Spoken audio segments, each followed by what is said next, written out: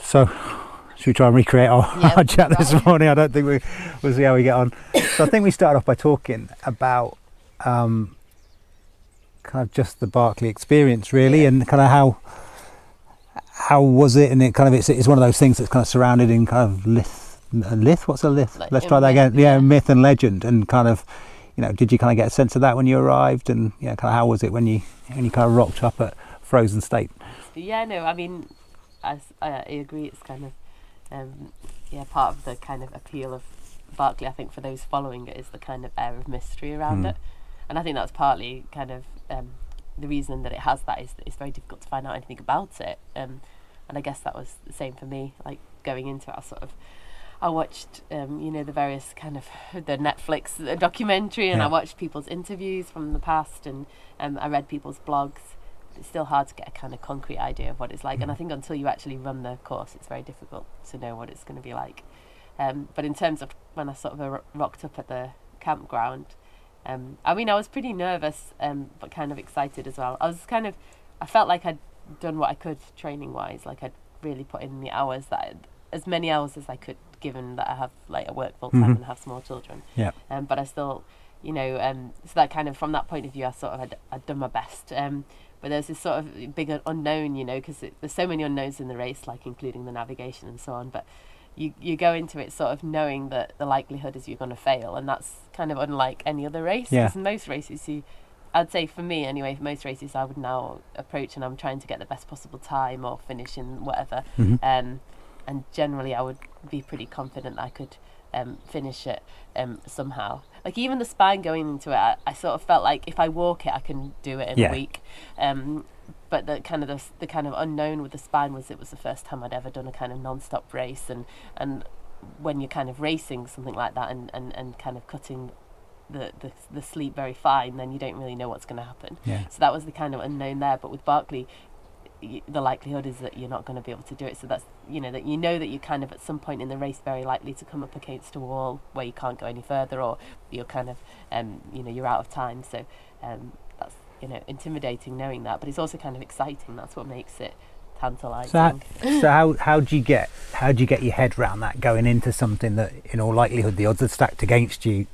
Because like you say, being the athlete that you are, you know you're going to finish a race. You know that you really, like you say, you're pushing for times and stuff. But this is very different, isn't it? So, does it require a change in approach, or is it just still, or do you still go in? I suppose what I'm asking is, what's your race goal when you go into it? I mean, when I went into it, I went there to try and finish it. Yeah. Okay. So, I guess so I went there trying to finish it, and I think to some extent, like you'd be silly to go there with any other aim, because you've got to be like, I think you have to be really committed. That was one of the reasons that lots of people asked me whether I was going to run Barkley, and after the spine, and I'd sort of already had an inkling that maybe I would at some point, but apart from the fact that I had a child in between, I also kind of, I think I needed that time to sort of really want to do it, and it was a kind of real sort of moment when I realised that I suddenly did want to do it, whenever it was last year, just because I think you kind of need to be fully committed. It's not a sort of race, and the reason you need to be fully committed is it's going to be hard and it's going to hurt at some point. You just have to be able to kind of get on with it when that happens. So you mentioned the spine and Barkley in the same breath twice now. So what are the parallels between the two, if any? And kind of, did you take learning from spine into Barkley, or Yeah, I mean, I think to kind of quote John Kelly, he says he's been asked this a lot of times as well, which I'm not surprised about. I mean, I think he says that the Barkley holds you closer to the fire, and the spine holds you for longer, and that's kind of true. Like, obviously for me, Barkley was even shorter because I got cut off at the 40 hours. But I think in terms of kind of pure intensity and kind of effort, physical challenge, I think Barkley's definitely harder than the spine, for sure. But obviously the spine, even if you run it kind of at the fastest kind of pace at the moment, that it's still going to be longer by probably at least a day than Barkley. So that makes it, in that sense, harder. The spine obviously it's in winter, so you kind of the daylight hours are less, whereas Barkley's already sort of, easing out of that a little bit, so there's a bit more daylight. But on the other hand, the spine's on largely pretty like reasonable trail compared with Barkley. It's on great trail, right? And the nav is pretty easy. I mean, you have a GPS. Yeah, exactly. Yeah. You just so even if you're in the middle of the night, you're just following a GPS. Yeah. So I mean, that's on a completely different level. Right. But I think they both kind of tap into that need to just like dig down and just kind of forge on, even when it gets tough. So because you've developed a reputation, or you are renowned for not needing much sleep. So I mean, was that something that kind of helped you on the Barkley? I think, I mean, I think in some ways it's a shame that I didn't I think the last 24 hours, that's when I would have really come into my own in terms of that. Because when I finished, I didn't feel particularly sort of desperate for sleep. Right. I had the advantage of having had like a full night's sleep really before it started, because we went over there, we literally went for the week around the race because we left the kids back here. So when I ran the race, I'd only been over in the States sort of 3 days or something, so I was still very much on UK time, so I found it quite easy to go to bed in the evening, and that meant that I actually ended up getting quite a good night's sleep. So when I was running, by the time I finished, I'd only really missed one night's sleep, and I think I could have done quite easily another 24. So I think that is an advantage. I've never really needed that much sleep. So that's I think something that hopefully I would carry with me if I was to do it again. Yeah, because I mean, you say you got timed out of 40 hours, but you still did 3 very solid laps, didn't you? So, or what's classed affectionately known as a fun run. So yeah, it's funny because there were so many congratulations, and I am proud of it, but ultimately I didn't achieve what I went out there to do. Yeah. So it's a kind of it has 2 edges. The kind of So we kind of spoke a little bit about the difference in navigation and terrain a little bit, and one of the things that we need to kind of make people aware is we've said that we're not going to talk too much around the detail of Barkley to try and maintain some of the mystery for people who may, because it is important for the event. But in terms of navigation, then you don't have GPS on Barkley. What are the other challenges that present themselves then? Yeah, so I mean, there's I think the fact that you're running in forests, so there's not really anywhere in the UK there might be, but there's not kind of large areas of the UK that I'm aware of that are kind of that similar, because it's quite steep, the hills up and down, but then on top of that you've got forest, and forest means that you can't really I think in the UK we used to be able to kind of look around us and say, there's a valley, there's a stream, whatever, and kind of place yourself, find do some of your point. navigation like that, but you can't do that there at all because you're kind of surrounded by trees. So that's one challenge. The other thing is, because of the undergrowth, it's not that easy to run on a compass bearing, in the sense that you'll come to things on the ground in front of you that you need to move around or go over, like things that you have to navigate, trees, cliffs, briars, and that sort of puts you off course a little bit, and maybe you overcorrect or undercorrect. On top of that, there's obviously the tiredness. So I think those are the kind of challenges with the nav, and the map is really not great at all. So even I looked back recently at the blog of the first finisher of Barkley, and his comments on the map were similar to those that I made when I first kind of saw it. So yeah, well, I mean, we're totally spoiled in the UK with the maps that we have here. Yeah. Don't imagine anything like that. It's really quite different. Is it almost... There's lots of things that weren't on it that were there on the ground, and that's confusing. If you kind of see something in front of you and then it's not on the map, you sort of start to question where you are. Yeah. That doesn't mean you're in the wrong place. It might just mean the map doesn't contain that information. the map's conspiring against you. Yeah. Right. So I mean, there's no checkpoints on there, is there? You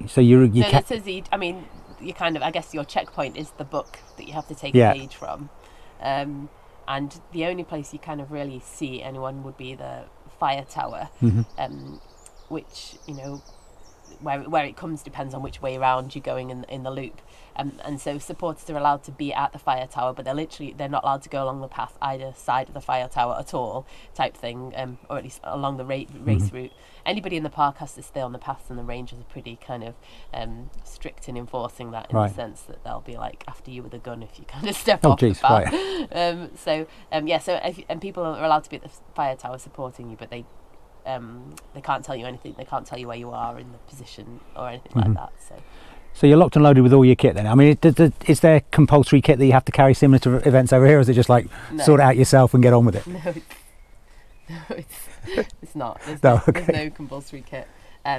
So you could go with absolutely nothing, or you could take. So I mean, I guess that's an advantage. Like in many ways, it was, you know, there were aspects that were very similar to a mountain marathon for me. So I basically pretty much took what you take on a mountain marathon, with minus a sleeping bag. But I took a survival bag. Yeah. Which obviously I'm not sure how many people would have been carrying that, because there's no compulsory kit list. And the day I had kind of lighter, my standard kind of running waterproofs, but the night when I knew it was going to be bad, I took like a heavy waterproof.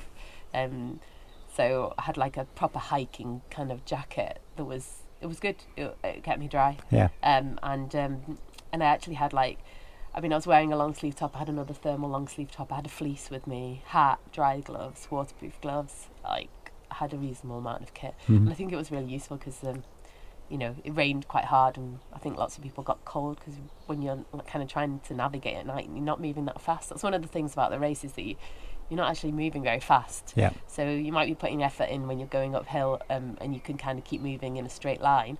But there's lots of occasions when you have to kind of slow down to look at the map, or to kind of pick your way through stuff, or to find a book. And that's when I think people get cold. And the park has this kind of tendency, the weather systems in the park, it seems like they can go from being quite hot, and you're wanting to run in shorts and t-shirt, to being like snowing pretty much. Right. So I think one year it went from like plus 30 to minus 10 Celsius or something in the space of 24 hours. So that's a pretty big difference. Yeah. So you need to pack for 4 seasons, really. Yeah. Right. And in turn, so quite often when you're kind of out and about on races in this country and abroad, you'll be with other athletes that are of a similar kind of ilk, and you kind of move with a pack almost. I'm getting the sense that Barkley wasn't like that. I think so. I think basically, kind of, I think there was definitely a group that went off kind of more together. I guess there was a bigger group of us at the start, and then like after the first climb or whatever, and a bit after that, then it sort of started to fragment a bit. And I didn't, like, looking back, you sort of question to yourself, should I have tried harder to stay with the leaders? Because there's a massive advantage in being with somebody that knows the course, like a massive advantage. And it's kind of a balance in that stage, because I feel like on ultra races I don't go off as fast as some people do, but I prefer to go off more at a steadier pace and then actually maintain that pace throughout it. So I didn't want to kind of push myself into the red right at the start and then kind of pay for it later. But then obviously that's offset with the fact that then you'll be doing more of the navigation on your own, which at Barkley is a big disadvantage. So I'm still not quite sure if I made the right decision there, but I didn't go with the kind of leading people. So there were people that kind of fragmented. But even there, looking back at kind of the race reports of what happened, it looks like they quite quickly spread out. Yeah. And it wasn't like there was a big bunch of them running together. So. Yeah, I mean, one of the challenges from a spectator's point of view with Barkley is the fact that there's no tracking of anybody at all, so you're kind of reliant on kind of Twitter feeds of people who are on the ground. And one of the things that's I always find interesting when I'm talking to athletes like yourselves is, how do you cope then with the time in your own head? Because I mean, anybody that's done an event like the Spine or the Dragons will have had periods of time when they're on their own and have to kind of develop their own strategies. But how do you kind of adjust or manage that? I guess I'm used to running on my own, kind of. Like do all my training on my own essentially. Although I have the dog for company, so he's nice to have. I guess it would have been nice to have him there. Conversation's a bit limited though. Yeah, the conversation's limited. I think at the end of the day, I mean, I was genuinely pretty, I was focused. I really wanted to do the best I could, and so I just, I guess, channeled that to some extent. I'm not frightened of being in the kind of in the wilderness on my own. I was actually interested before the race happened whether being in forest would change that, because I'm not really used to running in the dark in forest on my own so much. But it didn't actually. I still didn't feel kind of frightened particularly. There was a point on the second loop when I was trying to find my way off a particular mountain, and it was quite cold, and I was kind of messing around, going up and down, trying to find the right line. And then I saw a head touch on my left, and it was actually Thomas Dunkerbeck, who was actually on the wrong line, and he was moving over towards me. And when we kind of met, I think we were both really pleased to find the other. And I think that was just because it's the park's actually quite small, but at that point in the night, when you're sort of trying to find your way through kind of undergrowth, then it feels big, and kind of unknown. So it was actually really nice to have him to share the next few hours with in the night. And I think it's well known that running together at Barkley is a big advantage, because you kind of, when one of you is about to make a mistake, the other one kind of is corrects it. So you probably halve the number of mistakes you Right. make just by being together. So I think that's an advantage. And kind of ultra running's renowned, I guess, when you take up the sport, or you quickly become aware of the community that's around ultra running. Do you get a sense of a specific community around Barkley, or? Yeah, absolutely. Yeah. So like, I mean, people I think refer to this kind of Barkley family, and I didn't know really what that meant before I went. But yeah, I very much felt that as well by the end of it. I mean, I don't know about you, but I feel that if you kind of go through an experience that really pushes you to kind of the limits of what you can do, there's something that like binds you with the people that you did it with, even if you weren't actually physically doing it at the same, like if you were just doing it at the same time but not even running with them, but very much so if you were running with them. But I just think there's something that binds you, that commonality of experience and the kind of challenges shared. It's like other people can't tap into that because it was just something that you did at the same time with each other. So I think there's kind of an element of that at Barkley, and maybe it's kind of compounded by the fact that accentuated by the fact that when you go away, I mean, I might be doing interviews about it, but I'm not going to tell you kind of specifics about it, and there's only a limited number of people that I would say at book X whatever so and so happened. Bit of an inner circle type thing. Yeah, you're kind of an inner circle, so maybe that kind of adds into that as well. Yeah, I mean, there's that shared sense of suffering, I think, when you get to these big events, isn't there? That only people who've been on the event, either and whether they finished it or not, actually can understand what it's like to go on the Barkley or do a spine or do a dragons or whatever. So I guess that kind of lends itself to I think we both know as well that a lot of ultra running's what's in your head, isn't it? Yeah.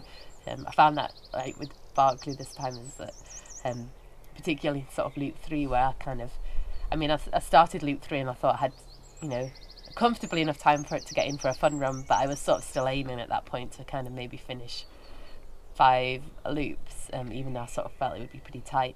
And then at some point in the lap, in the loop, I sort of realised I was probably going to be too tight. I wasn't going to make it, but I was still trying obviously as hard as I could, and I sort of thought I'd have a few hours buffer, but like I made several navigational mistakes, and every time you have to put it behind you. You have to sort of pull yourself out of that mess, work out where you are, and work out that you're going like 180 degrees in the wrong direction on the ridge or whatever it is, and then return to where you need to be, and like forget about it, because there's no point in, like, you've done it now, you've lost that time, you've had to do that extra distance, and then you can.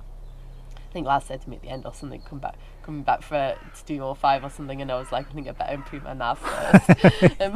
So it felt like I'd already done off, the 100 miles already. But I mean, I don't think I'm a bad navigator compared with like many runners, ultra runners, because obviously I have the background of fell running here in the UK, so I'm used to kind of moving across the hills using a map and a compass, and I've done lots of mountain marathons. But yeah, there's kind of things that Barkley that make it harder, and I think you just have to be concentrating all the time on whatever it is you're doing, the terrain, the navigation, feeding yourself, keeping yourself warm. It's really kind of intense. I think that was the biggest thing, that when I finished I sort of got into the car to go back to our B&B, and I just sat there like sort of staring for a moment, because it was so nice to sort of it felt at once strange and also really nice to like not have to think about anything anymore, just to like stare into space and zone out. Zone out. Yeah, because quite a lot of the mental kind of work when you're running is problem solving, isn't it, and checking in with yourself. So, but on other races you have the advantage of knowing that you have to problem solve. Excuse me, you have to problem solve to a certain point, so you know that you're going to get to checkpoint in even the spine, in 30 40 miles you're going to get to a checkpoint, and that's roughly going to be X amount of time, whereas I guess with Barkley you don't know the distance between, or how long it's going to take you to get from one point to another. Certainly when you're kind of starting out, like the first loop, you have very little idea of how long it's going to. And obviously, because I say you're supposed to be doing the same course each way, but that was the irony of like, I think beforehand I sort of, at some point in the past I've thought, when I first heard about Barkley, I thought the idea of doing a lapped course doesn't appeal to me. But the irony of that is that I'm not sure how much of the time I actually ran the same route doing each loop. And anyway, but no, you're right. So there's kind of, if you're doing like, I mean, a lot of ultra races, for example, will be flagged, or you'll have like a GPS. So there's obviously that's kind of unknown at Barkley. You obviously don't have any support apart from when you kind of pass through the interlubal periods in camp, so you're kind of out there, very much kind of out there on your own. It's a good point, isn't it? Because to the uninitiated, you'd say, well, you're just running around the same course, right? Yeah. Because you alternate direction, do you? It depends on the year. Yeah. On this particular occasion, we ran 2 in the same direction and then changed. Yeah. So you kind of, like I say, to the uninitiated, you're like, well, it's got to look the same, right? But I bet it doesn't. No, and when you change direction, it's like running a completely new race. And obviously there's different, if you're running 2 in one direction, then you'll be running one in the light and one in the dark, and that makes a massive difference as well. It's helpful to kind of look out for, I think we were all trying to look back and see what it would look like the other way, but it doesn't help that much. No. So I guess you just got to treat them all like separately.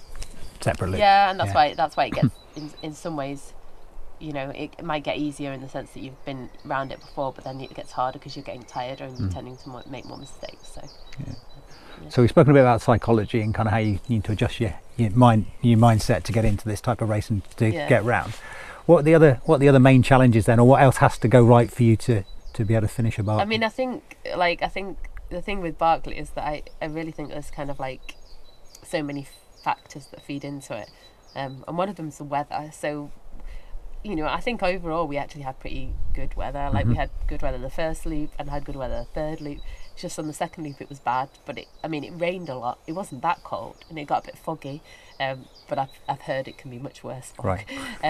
So it was very wet, and that meant that kind of streams and things there was all these extra streams on them, and it was just sort of running with water, and the ground, because it's steep, you're kind of sliding a lot, but it was wet. That was it, Whereas, for example, a couple of days after we ran the race, I think as we were sort of leaving America, it was snowing and there was like a foot of snow or something in the park. So, I imagine that if there was a few foot of snow, then it would become impossible. So, yeah.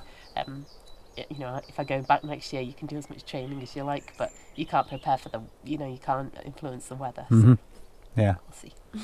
So, if you go back, so that's obviously on the... Yeah, I think I would like to, yeah. Sort of briefly talked about it kind of from a family point of view. It's a big commitment. Like training-wise. Almost as soon as I'd sort of done it and had a day or so to kind of recover, I was like keen on the idea of doing it again. And obviously it'd be amazing to finish 5 loops.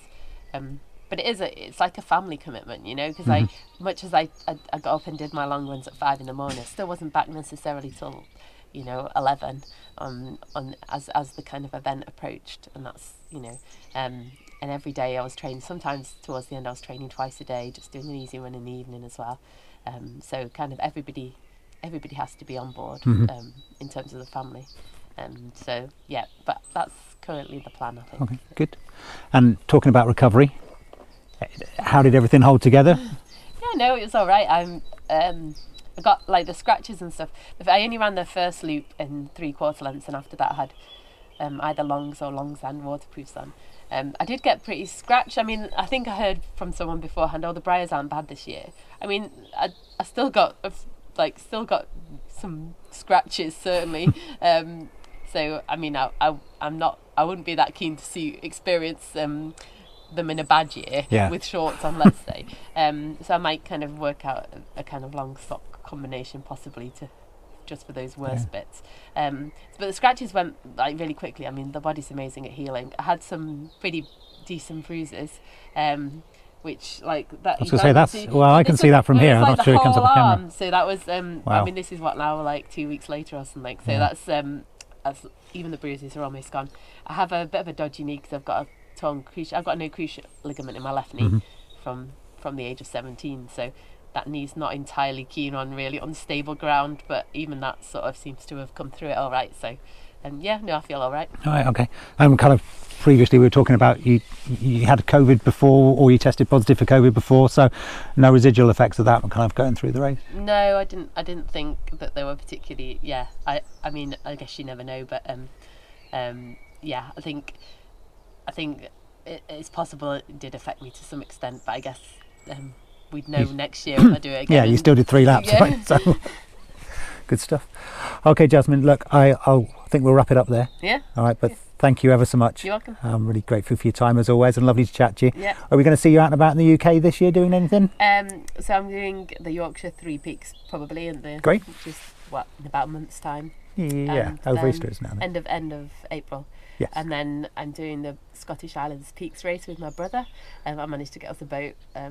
So he lives in New York, so he's going to be training hard now, up and down the steps from the river or something, I don't know, for the ascent. And then Jura the week later. And then the next big thing really after that is the UTMB. UTMB.